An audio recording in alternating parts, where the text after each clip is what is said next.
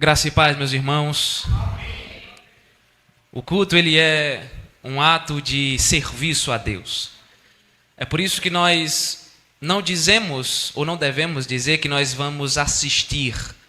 Porque o culto não é um espetáculo, não é uma peça de entretenimento, mas é um ato de serviço. Então o que nós fazemos é prestar culto.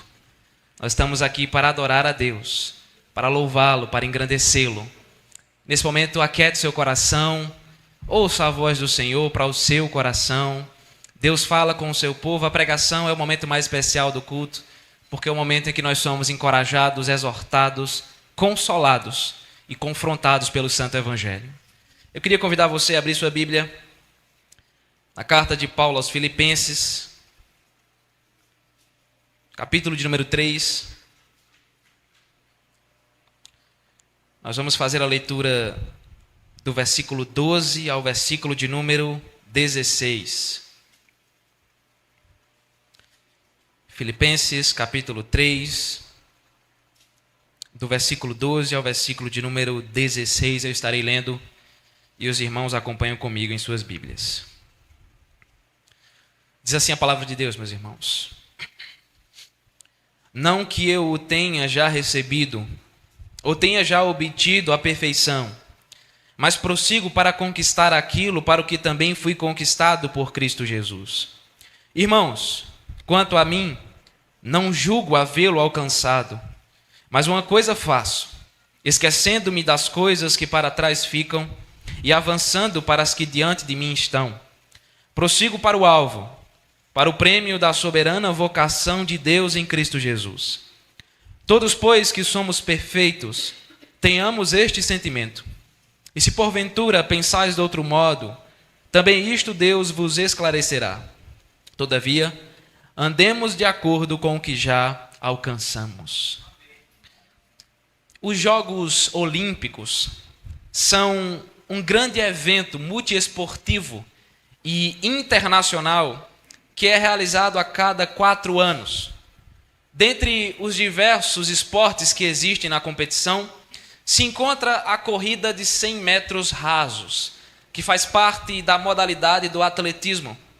E como o próprio nome sugere, nessa categoria os atletas precisam percorrer uma distância de 100 metros no menor tempo possível, visando conquistar a medalha de ouro, que é dada àquele que chega em primeiro lugar. Nós podemos dizer que para que um atleta vença essa corrida, é necessário não somente que ele inicie o percurso com velocidade, mas também é necessário que aquele atleta, ele precisa principalmente manter o ritmo. Aquele atleta precisa principalmente resistir ao cansaço, ele precisa manter o foco no alvo que ele deseja chegar, e ao mesmo tempo ele precisa obedecer à direção da pista, ele não pode se desviar nem para um lado e nem para o outro. A vitória nessa competição, ela não é dada àquele que corre mais rápido nos primeiros metros, aquele que inicia a corrida com mais velocidade, mas a vitória é dada àquele que persevera num bom ritmo até cruzar a linha de chegada. Esse conceito, meus irmãos, ele se encaixa perfeitamente também na vida cristã. A Bíblia, ela frequentemente compara a jornada de fé com uma corrida, mas não uma corrida de velocidade, para ver quem chega mais rápido.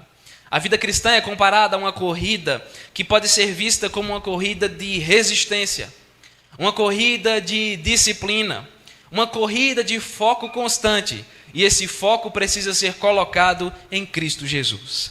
E é sobre isso, meus irmãos, que fala o texto que nós acabamos de ler.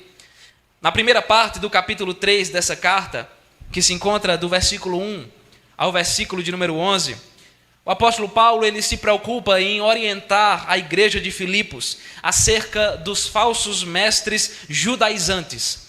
Esses falsos mestres acreditavam que a salvação não ocorre mediante a fé somente, mas, segundo eles, ela ocorre também mediante a obediência da lei de Moisés. Eles diziam, por exemplo, que é necessário praticar a circuncisão judaica para que você possa receber a salvação.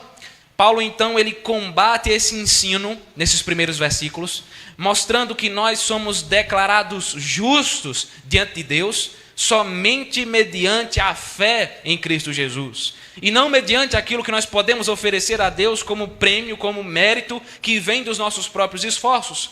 Paulo diz, olha, nós somos salvos pela fé em Cristo, é assim que Deus olha para nós e nos declara justos. Paulo diz também que ele mesmo deseja conhecer esse Cristo, deseja se aproximar de Jesus cada vez mais, até que ele possa alcançar a ressurreição dentre os mortos.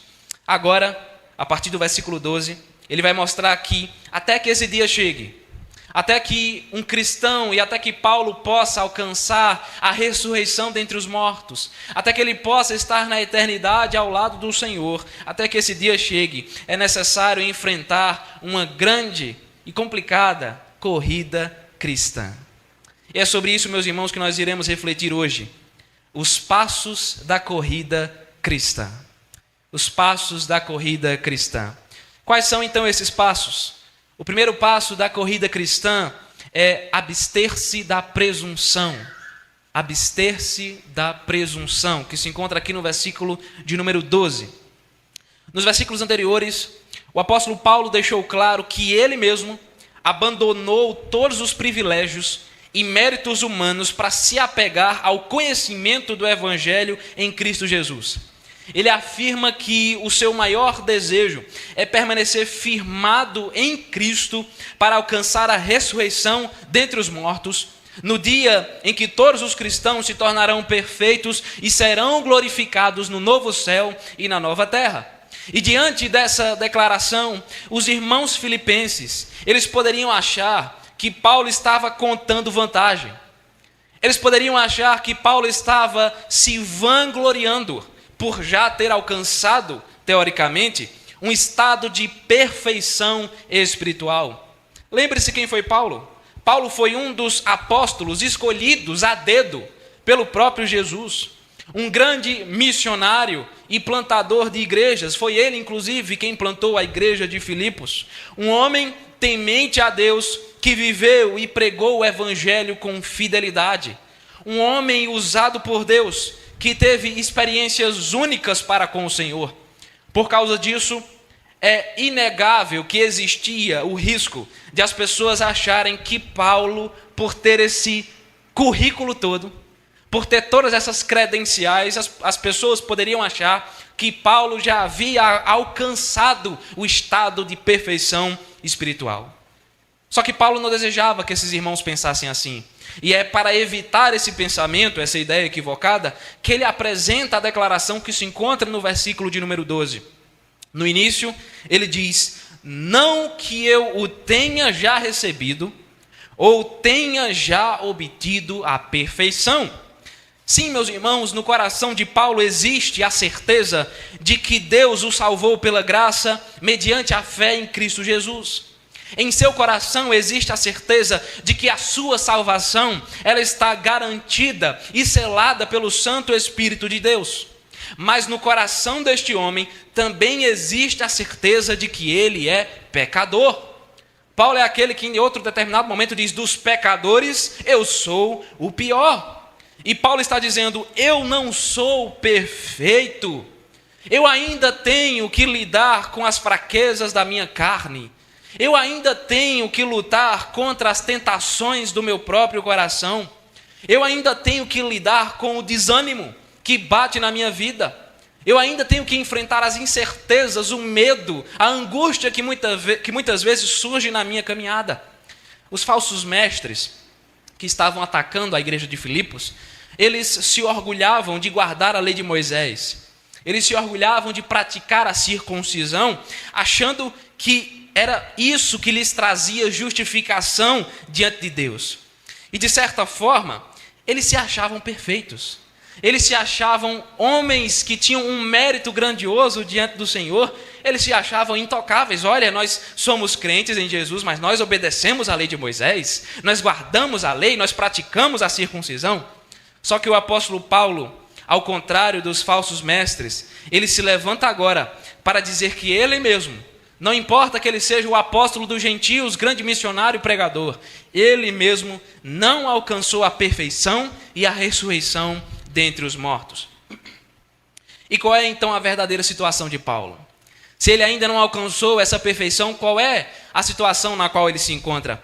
Ele diz, na sequência do texto: mas prossigo para conquistar aquilo para o que também fui conquistado por Cristo Jesus.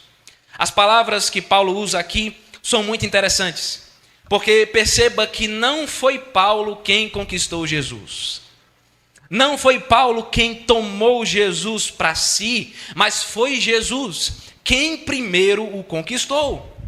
Quando Paulo estava indo até a cidade de Damasco para perseguir a igreja, para prender os crentes, para matar aqueles que criam no nome de Jesus, Jesus apareceu para ele naquele caminho com grande confrontação. Jesus aparece no caminho de Damasco para chamar Paulo ao arrependimento. E a partir daquele momento, daquele encontro, esse homem se converteu. Esse homem passou a pertencer a Cristo. Ou seja, naquele momento Paulo foi conquistado pela graça de Cristo. Ele foi alcançado, ele foi conquistado quando ele estava querendo perseguir o próprio Jesus. Só que esse homem não foi conquistado para ficar sentado na beira da praia, tomando água de coco, esperando Jesus voltar. Não foi para isso que Paulo foi conquistado. Ele foi conquistado para buscar, na dependência do Espírito Santo, ele foi conquistado para buscar a santificação da sua vida. Ele foi conquistado para morrer para os seus pecados, morrer para esse mundo. Ele foi conquistado para consagrar a sua vida a Deus. E tudo isso, meus irmãos, envolve esforço. Tudo isso envolve responsabilidade diante do Senhor. É por isso que ele diz: eu estou prosseguindo para conquistar essa perfeição para a qual Jesus já me conquistou. É isso que ele está dizendo. Eu estou prosseguindo. Jesus já me conquistou. Jesus já me salvou. E ele me salvou para a perfeição. Ele me salvou para a ressurreição dentre os mortos. Ele me salvou para que eu possa habitar em um novo céu e uma nova terra. E eu estou prosseguindo para isso. É isso que eu estou, atrás disso que eu estou correndo. Veja, a palavra prosseguir que ele usa aqui significa perseguir. Paulo está dizendo: eu estou perseguindo. Isso é interessante, porque antes Paulo perseguia a igreja. Você lembra que ele perseguia a igreja? Ele perseguia o povo de Deus. Ele fazia mal ao povo de Deus. E agora o que é que Paulo faz? Ele persegue, no bom sentido, ele persegue a Cristo. Ele corre atrás de Jesus para se aproximar dele cada vez mais. Veja, Paulo já era salvo. Paulo já era propriedade exclusiva de Deus, mas ele ainda era também um homem fraco, um homem imperfeito, um homem pecador. Ele não podia viver a sua vida cristã acomodado. Ele não podia viver na omissão e na preguiça espiritual. É por isso que, como ele mesmo diz, ele ainda está correndo atrás da santificação. Ele ainda está perseguindo uma vida consagrada a Deus. Ele ainda está perseguindo o próprio Cristo. Paulo foi conquistado não para que ele vivesse da maneira que ele achava melhor, mas Paulo foi conquistado para viver a perfeita santidade. Só que ele ainda não chegou lá. É isso que ele está dizendo. Eu ainda não cheguei lá. Essa perfeição só chegaria de fato no dia em que ele estivesse habitando na eternidade ao lado do seu Senhor, no novo céu e na nova terra. E até que esse dia chegue, Paulo estava perseguindo o evangelho no bom sentido. Estava correndo atrás de uma vida que era consagrada a Deus. Meus irmãos, a nossa corrida cristã, ela não pode ser regada pela presunção. Nós não podemos ter a ousadia de achar na nossa vida particular, nós não podemos ter a ousadia de achar que nós já alcançamos um alto padrão de santidade. Nós não podemos olhar para nós mesmos e chegar à conclusão de que nós já alcançamos o mais alto padrão de devoção, de consagração, de santidade diante de Deus. Nós não somos maduros o suficiente. Nessa etapa da nossa caminhada, uma vez que nós ainda estamos aqui, uma vez que Cristo ainda não voltou, nós não crescemos o suficiente. Embora nós estejamos salvos em Cristo Jesus, embora a palavra nos garanta de que o Senhor Jesus nos salvou e de que a nossa salvação é garantida e selada pelo Santo Espírito, embora isso seja verdade, nós ainda somos pecadores. Nós ainda temos um coração que é enganoso, como diz o profeta Jeremias. Nós ainda somos fracos. Nós ainda somos imperfeitos diante do Senhor. Ser cristão, meus irmãos, não é achar que você já chegou lá. Ser cristão não é achar que você já é perfeito, que tudo está resolvido. Ser cristão implica em ter a consciência de que sempre existe algo em que nós precisamos melhorar. Significa seguir a Cristo. E seguir a Cristo, meus irmãos, não é achar que está tudo bem, que está tudo certo e já pode descansar. Não, seguir a Cristo significa lutar contra o pecado. Seguir a Cristo significa buscar a presença de Deus e fazer isso não de qualquer jeito, mas fazer isso com esforço, fazer isso com dedicação ao Senhor. Se nós, meus irmãos, se nós cremos em Cristo Jesus, a nossa vida inteira será uma corrida. Se nós cremos em Cristo, do dia da nossa conversão até que nós estejamos mortos na glória do Senhor, ou então até que Cristo volte, a nossa vida inteira será uma corrida de aperfeiçoamento espiritual. Nós só usufruiremos da perfeição quando nós formos glorificados na eternidade ao lado do nosso amado Redentor. Nesse dia sim nós seremos perfeitos, nesse dia sim nós seremos glorificados, nesse dia sim nós já estaremos no mais alto patamar, que não foi conquistado por nós mesmos, mas foi alcançado por Cristo Jesus na cruz do Calvário. Meus irmãos, glorioso será o momento em que nós habitaremos na Nova Jerusalém. Glorioso será o momento em que nós estaremos ao lado de Cristo Jesus, recebendo a coroa da vida que Ele conquistou para nós. Glorioso será o momento, meus irmãos, em que nós estaremos plenamente livres de todo o pecado. Os passos da corrida cristã. E nós acabamos de ver que o primeiro passo é abster-se da presunção. E o segundo passo da corrida cristã é desapegar-se do passado. Desapegar-se do passado, que se encontra nos versículos 13 e 14. A garganta está funcionando direito não. É a gripe. A gripe está maltratando, só na tosse seca ainda. No início do versículo 13, o apóstolo Paulo enfatiza a ideia que ele acabou de apresentar no versículo anterior. De forma alguma, ele acha que já alcançou a perfeição que Cristo reserva para aqueles que são seus. Ele enfatiza isso, deixa claro: eu não alcancei, eu não cheguei lá. E perceba que Paulo faz isso chamando os filipenses de irmãos, justamente para trazer mais proximidade, mostrando aqui que ele não é um super-homem, mostrando aqui que ele não é um semideus, que deveria ser reverenciado pela igreja de Filipos.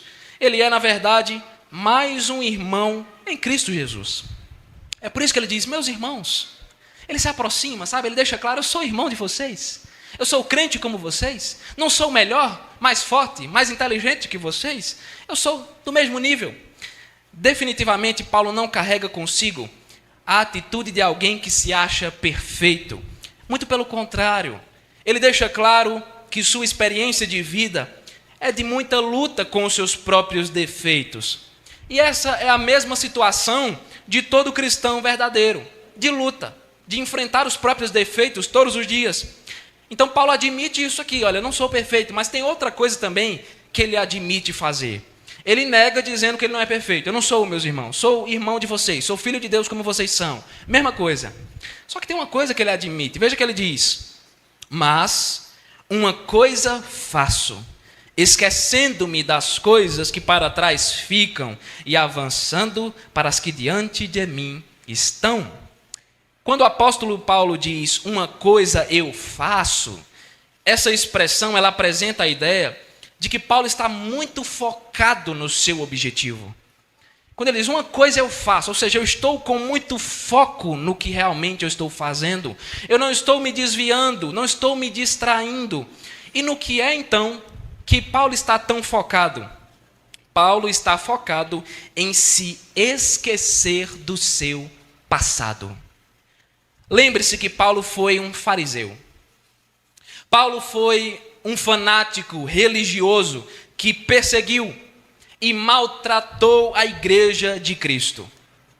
Quando o diácono Estevão estava sendo apedrejado cruelmente, estava sendo executado, assassinado pelos religiosos, Paulo estava lá. Mas ele não estava lá como um crente, sofrendo e chorando pela morte de Estevão. Paulo estava lá aplaudindo aquele assassinato. Paulo estava lá concordando com aquele assassinato. Quando Jesus o salvou, esse homem, você lembra por onde ele estava indo? Ele estava indo até a cidade de Damasco perseguir e prender os crentes com a autoridade do sumo sacerdote que havia sido dada a ele. Paulo confiava no seu mérito de ser um fiel cumpridor da tradição judaica, um fariseu do mais alto escalão, ensinado aos pés do mestre Gamaliel, alguém que era zeloso até demais, ao ponto que ele diz que ele chegou a ser irrepreensível no seu zelo pela tradição dos judeus. Em resumo, meus irmãos, Paulo tinha cometido muitos crimes diante de Deus. Paulo era pecador, criminoso, assim como eu e você somos diante de Deus. Mas ele diz que se esquece de tudo isso. E não entenda mal, se esquecer aqui não significa que Paulo está pegando o seu passado e apagando completamente da memória. Não tem como fazer isso. Não tem como, a não ser que ele levasse uma pancada na cabeça e não lembrasse mais do que aconteceu. Mas não é isso que ele está querendo dizer. Se esquecer significa dizer que Paulo não carrega mais o peso dos seus crimes. Significa dizer que ele não carrega mais o peso da culpa que chegou no seu coração quando ele se arrependeu. Ele não carrega mais essa carga dos pecados da antiga vida que ele levava diante do Senhor. E como é que ele faz isso? Como é que Paulo se esquece desse passado? Ele diz, avançando para as coisas que diante de mim estão. E o que é que está diante dele? A gente vai fazendo pergunta ao texto, né? O que é que está diante de Paulo? Uma nova vida em Cristo Jesus. Sim, Paulo tinha um passado complicado. Paulo tinha um passado repleto de rebeldia e desobediência diante de Deus, mas ele foi salvo, resgatado pelo agir da maravilhosa graça. O que define Paulo agora não é o seu passado. Ele não é definido mais pelo fariseu que ele era, perseguidor da igreja. O que define Paulo agora é o seu presente banhado pela graça de Deus. O que define Paulo, a sua vida, o quem ele é a nova vida que ele recebeu em Cristo Jesus, é a nova natureza que Cristo concedeu quando o resgatou.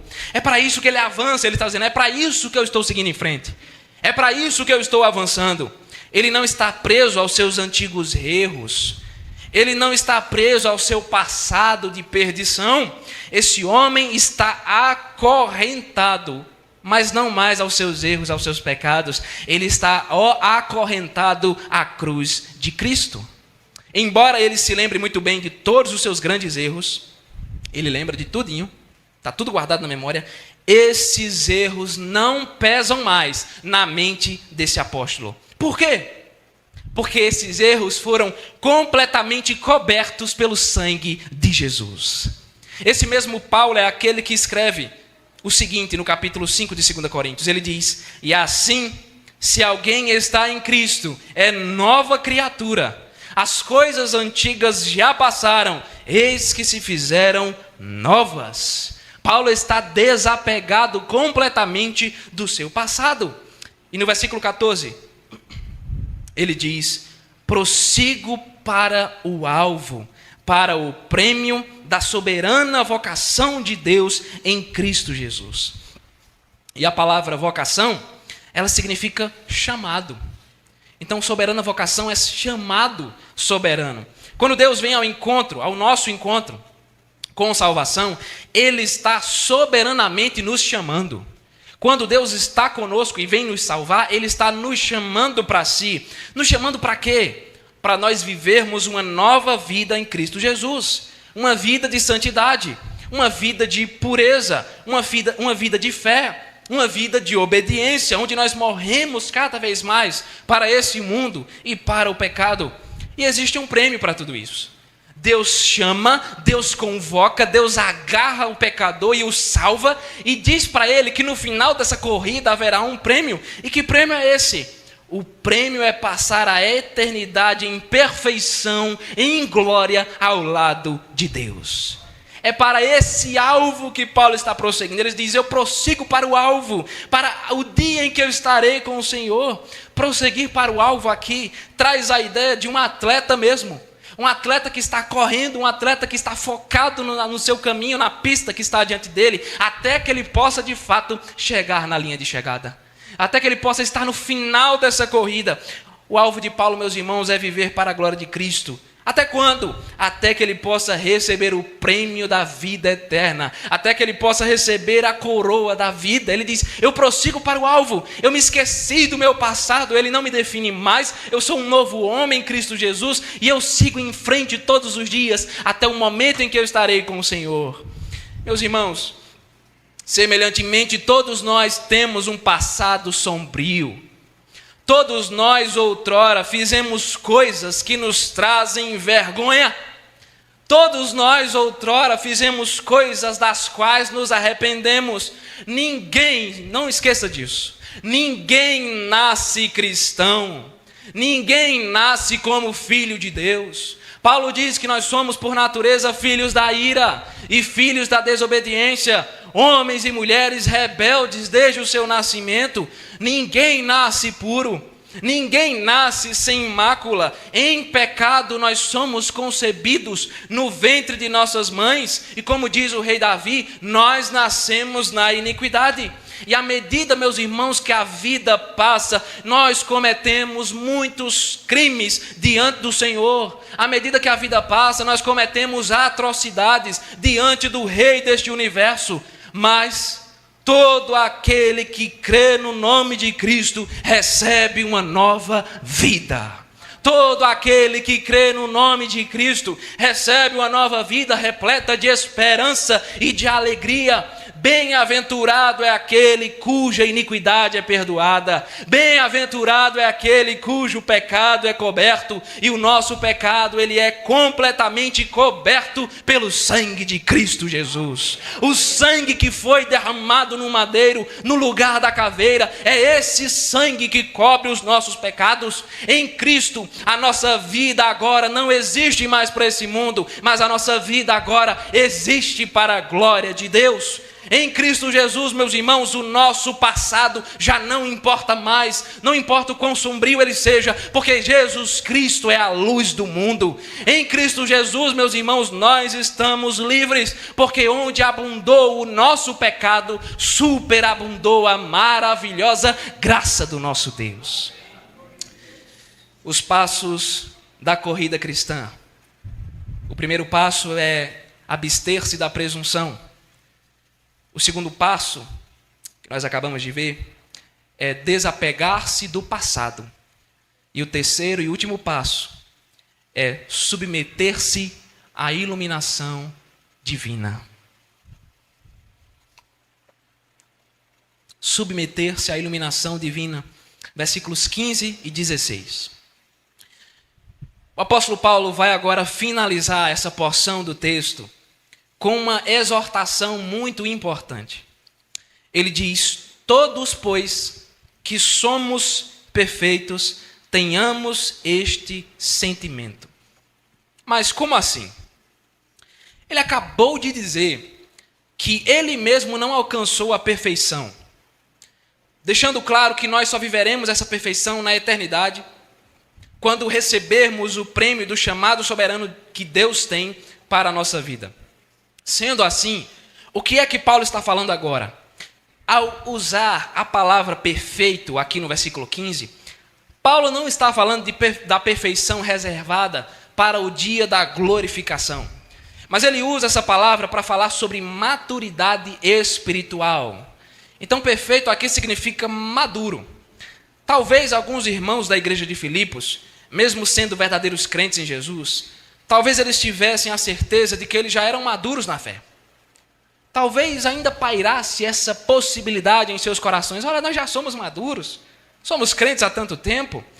Com isso existia o risco de eles pensarem que já haviam alcançado a perfeição e que não precisavam melhorar em mais nada, porque eles já eram suficientemente maduros em suas vidas espirituais. E aí, entendo o que Paulo está dizendo, é como se ele dissesse o seguinte: meus irmãos, tudo bem, vocês ainda assim querem se chamar de maduros na fé?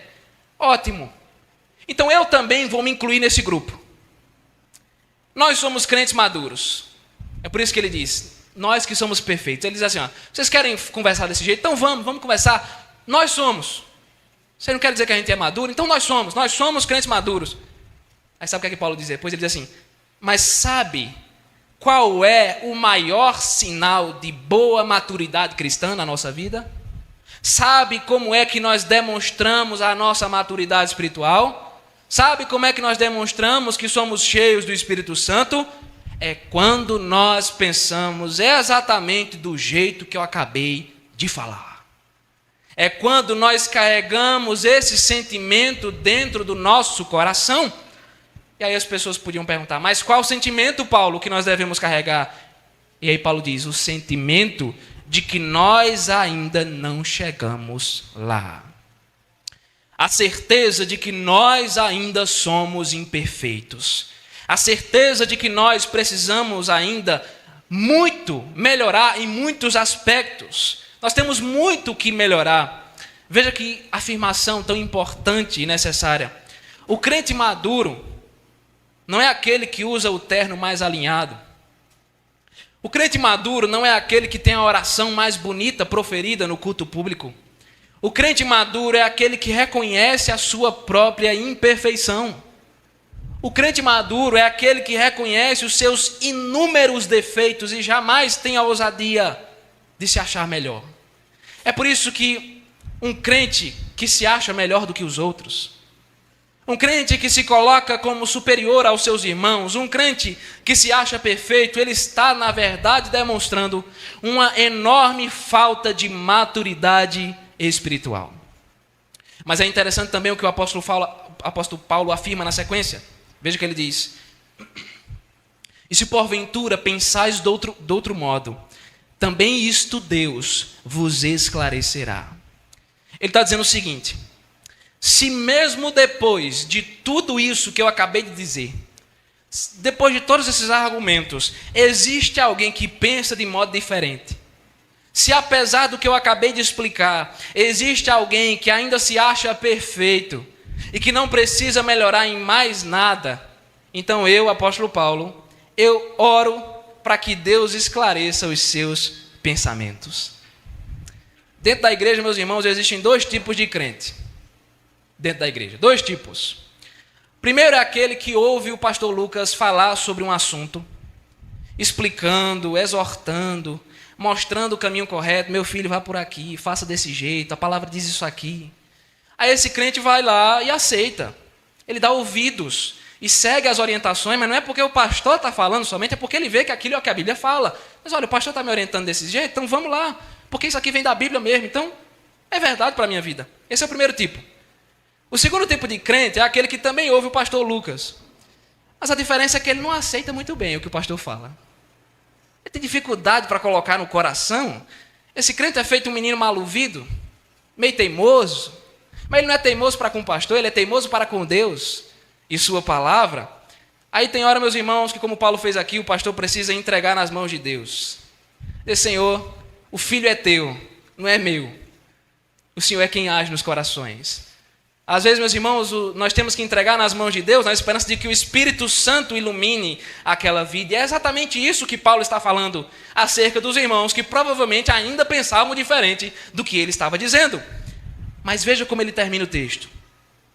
Todavia, andemos de acordo com o que já alcançamos. Mais uma vez, ele mostra que dentro da igreja existem dois tipos de crente. Agora ele vai falar de outra coisa. Existe aquele que já tem uma caminhada mais longa na fé. Existe aquele que já tem mais tempo de conversão. É um crente há muitos anos. Aquele que já entende muita coisa da Bíblia, que já tem uma grande maturidade espiritual. Existe esse tipo de crente na igreja. Mas também existe aquele que se converteu há pouco tempo. Aquele que está ainda tentando entender muita coisa que é revelada nas Escrituras. Aquele que ainda está dando os primeiros passos da sua caminhada de fé. Apesar disso, perceba o que Paulo está dizendo aqui. Apesar disso, mais maduros ou mais novos, ambos necessitam da iluminação que vem de Deus. O que Paulo diz é, se você é mais maduro, se você se converteu há mais tempo, se você é um crente mais fortificado, que já come o cuscuz da fé, então não haja como uma criança, ele diz. Se você já conheceu muita coisa, não haja como uma criança na fé. E aí ele diz, mas se você é novo, se você chegou agora, está meio perdido ainda, continue prosseguindo. Continue buscando e andando do jeito que você está andando, para que você aprenda mais, para que você se preencha mais do Evangelho. Seja você maduro, seja você mais novo, prossiga do jeito que Deus já estabeleceu na sua vida. Meus irmãos, nós não desfrutamos, isso é fato, nós não desfrutamos do mesmo nível de maturidade espiritual. A igreja é composta de gente assim, gente diferente, gente que aprende mais rápido, gente que aprende mais devagar, gente que se converteu há muitos anos, gente que acabou de se converter. Nós não desfrutamos do mesmo nível, muitas vezes, de conhecimento bíblico. Acontece, é normal. Nós não fomos alcançados por Cristo no mesmo dia, na mesma hora, no mesmo instante, do mesmo jeito. Mas, apesar disso, existe uma coisa que todos nós precisamos todos os dias, que todos nós precisamos urgentemente, que é a iluminação do Santo Espírito sobre os nossos corações. Meus irmãos, Deus é quem nos dá a vontade de conhecê-lo. Você não tem vontade de conhecer a Deus porque você é bom, mas porque Deus age no seu coração, dando a você essa vontade. Deus é quem nos capacita a crescer em relacionamento para com Ele. Não importa se você chegou na igreja ontem, ou se você já está aqui há mais de 20 anos, todos nós dependemos de Deus. Todos nós necessitamos da iluminação espiritual que vem somente do Senhor, que somente Ele pode nos proporcionar. A sua alegria, meu querido irmão, não deve estar firmada na longevidade da sua conversão, em quantos e quantos anos você já é crente, em quantos e quantos anos Deus já te alcançou. A sua alegria deve estar firmada no Santo Espírito que habita em você. A sua alegria deve estar firmada no fortalecimento espiritual que Deus prometeu para todo aquele que crê. É isso que nós precisamos. Sejamos mais fortes ou mais fracos, o que nós necessitamos é da presença de Deus todos os dias, porque o Senhor é quem opera em nós, tanto o querer quanto o realizar. Mas então, o que é que esse texto nos ensina?